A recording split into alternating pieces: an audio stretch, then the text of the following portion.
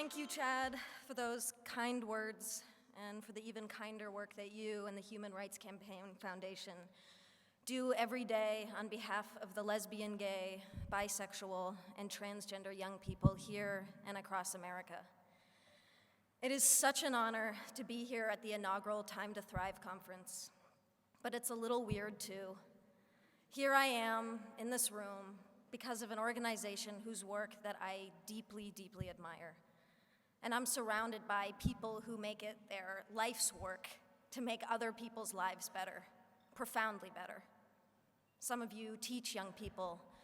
Some of you help young people heal and to find their voice. Some of you listen. Some of you take action. Some of you are young people yourselves, in which case it's even weirder for a person like me to be speaking to you. It's weird because here I am, an actress, representing, at least in some sense, an industry that places crushing standards on all of us. And not just young people, everyone. Standards of beauty, of a good life, of success. Standards that I hate to admit have affected me. You have ideas planted in your head, thoughts you never had before, that tell you how you have to act, how you have to dress, and who you have to be. And I have been trying to push back, to be authentic, and to follow my heart, but it can be hard. But that's why I'm here, in this room. All of you, all of us, can do so much more together than any one person can do alone. And I hope that that thought bolsters you as much as it does me. I hope that the workshops you go to over the next few days give you strength, because I can only imagine that there are days when you've worked longer hours than your boss realizes or cares about just to help a kid who you know can make it. Days where you feel completely alone, undermined, or hopeless. And I know that there are people in this room who go to school every day and get treated like shit for no reason. Or you go home and you feel like you can't tell your parents the whole truth about yourself. And beyond putting yourself in one box or another, you worry about the future, about college, or work, or even your physical safety. And trying to create that mental picture of your life, of what on earth is going to happen to you, can crush you a little bit every day. And it is toxic and painful and deeply unfair. And sometimes it's the little insignificant stuff that can tear you down. Now, I try not to read gossip as a rule, but the other day, a website ran an article with a picture of me wearing sweatpants on the way to the gym. And the writer asked, "Why does this petite beauty insist upon dressing like a massive man?" "Because I like to be comfortable."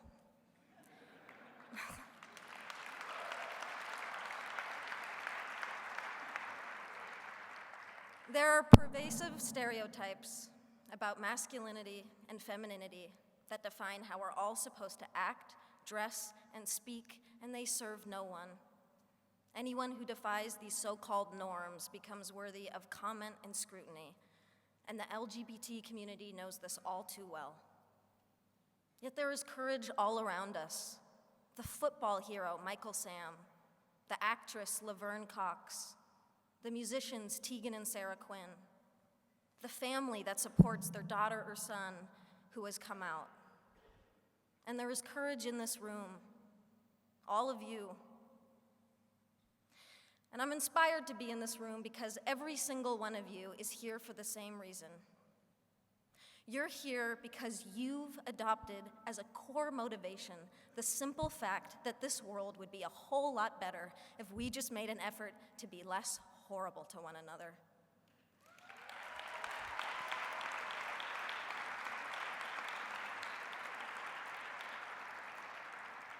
If we took just 5 minutes to recognize each other's beauty instead of attacking each other for our differences, that's not hard. It's really an easier and better way to live.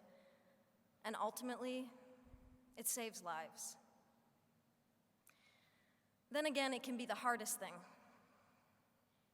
Because loving other people starts with loving ourselves and accepting ourselves. And I know many of you have struggled with this.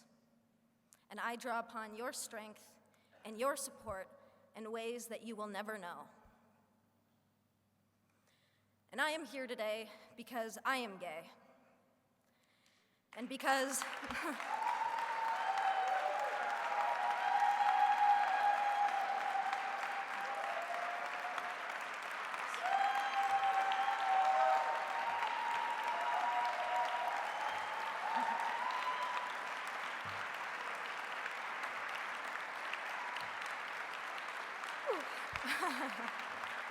thank you.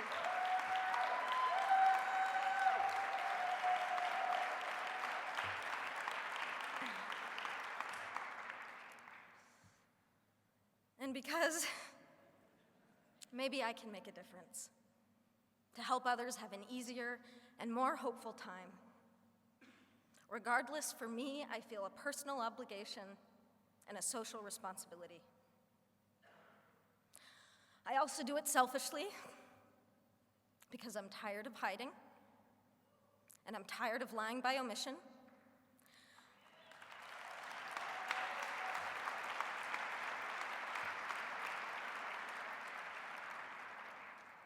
I suffered for years because I was scared to be out.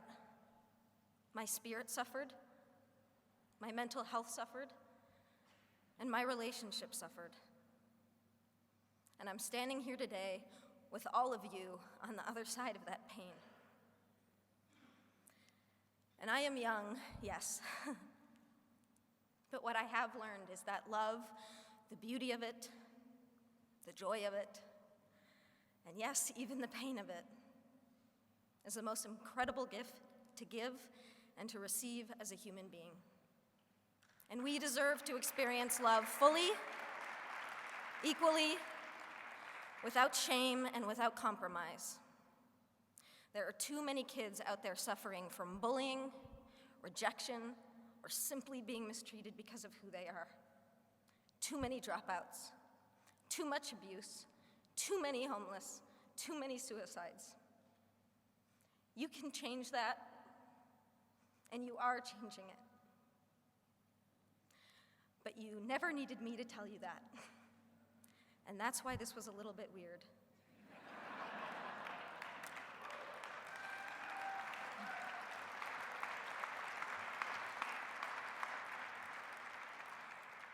The only thing that I can really say is what I'm building up to, is what I have been building up to for the past 5 minutes. Thank you.